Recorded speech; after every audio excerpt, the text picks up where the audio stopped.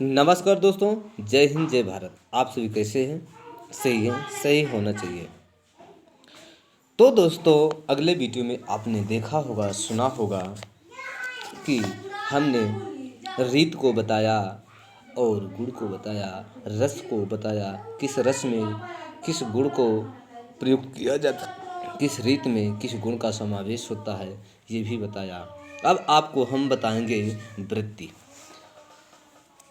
कौन सी वृत्ति है, वृत्ति कितने प्रकार की है और कौन सी वृत्ति किस गुण में लगती है, ये बताएंगे।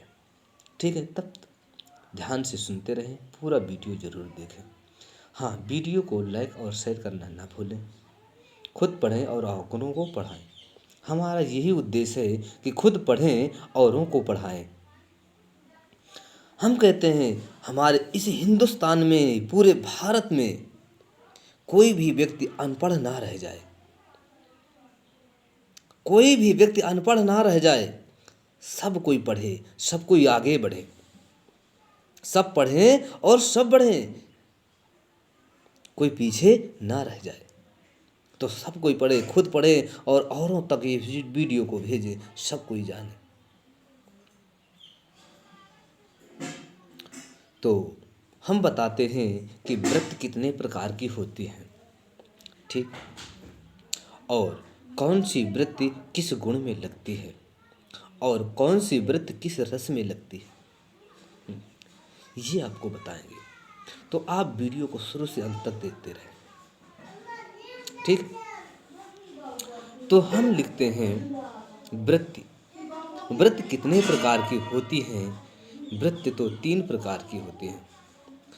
भारतीय काव्य शास्त्र में या भारतीय काव्य शास्त्र के में काव्य वृत्तियों की जो संख्या मानी गई है वो 3 मानी गई है। कौन कौन सी है? उपनागरिका, पहली वृत्ति है उपनागरिका, दूसरी है परुषा, तीसरी है कोमला। अब वृत्ति और गुण, ठीक, आप एक सरणी बना लीजिए।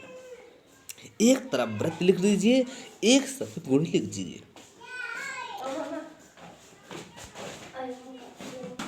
तो आपने देखा, लिख लीजिए कि वृत्ति और गुण। अब वृत्ति की तरफ आप लिख लीजिए उपनागरिका, वृत्ति की तरफ लिख लीजिए उपनागरिकता। अब उपनागरिकता में आप देखेंगे कौन सा गुण होगा। तो उपनागरिकता में माधुर्य गुण होगा, उपनागरिकता में माधुर्य गुण होगा, ठीक। इसके बाद देखते हैं परुषा। परुषा, परुषा वृत्ति में देखें कौन सा गुण है।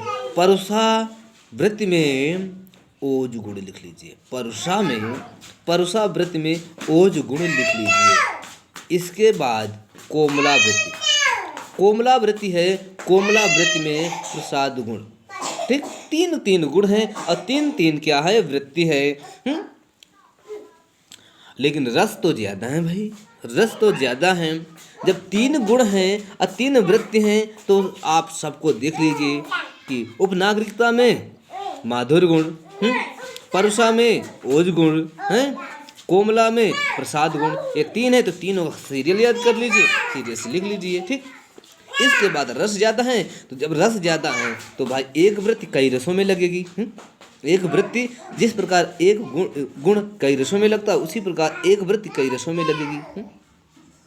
तो उपनागरिका। अब देखते हैं उपनागरिका रस, उसी तरह फिर लिख लीजिए, सामने सामने रस लिख लीजिए, पहले वृत्ति लिख दीजिए, एक साइड रस लिख लीजिए। अब वृत्त के नीचे लिखिए उपनागरिका, वृत्त की तरफ लिख लीजिए उपनागरिका। और रस के लिए कौन कौन से रस लगता है उपनागरिकता में, ये लिख लीजिए। श्रृंगार रस, हास्य रस और करुण रस। श्रृंगार, हास्य और करुण, ये तीनों रस उपनागरिकता व्रत में लगते हैं, ठीक। उपनागरिका में श्रृंगार, हास्य, करुण, ये तीनों रस हैं, ठीक। इसके बाद परुषा वृत्ति। परुषा वृत्ति में कौन कौन से रस लगते हैं ये लिख लीजिए। रस की तरफ लिख लीजिए, परुषा के सामने लिख लीजिए वीर रस, रौद्र रस और भयानक रस। परुषा वृत्ति में वीर रस लगता है, रौद्र रस लगता है और भयानक रस लगता है। ठीक। इसके बाद लास्ट वृत्ति है कोमला। कोमला वृत्ति है, कोमला वृत्ति लगती है शांत रस, अद्भुत रस और विभत्स। कोमला वृत्ति लगती है शांत रस में, अद्भुत रस में और विभत्स रस में। ठीक। तो आपको हमने वृत्ति बता दिया, रीति बता दिया, गुण बता दिया, कौन सी रीत किस गुण में लगती है, कौन सी वृत्ति किस रस में लगती है, किस गुण में लगती है, ये सभी बता दिया। अब अगले वीडियो में मिलते हैं, तब तक के लिए जय हिंद, जय भारत।